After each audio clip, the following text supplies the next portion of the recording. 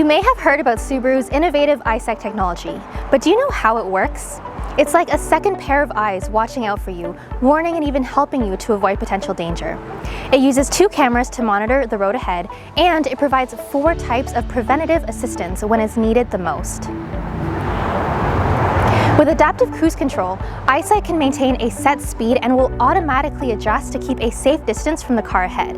It can also bring your Subaru to a full stop and resume your settings once traffic begins to flow again.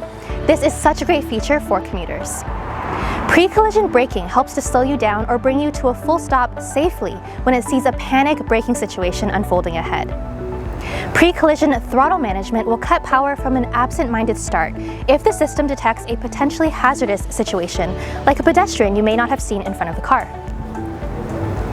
Lane departure and sway warning will chime at you when your Subaru drifts or gets too close to another lane. And lane keeping assist will physically nudge the steering wheel to minimize lane deviations when you're traveling over 65 kilometers an hour.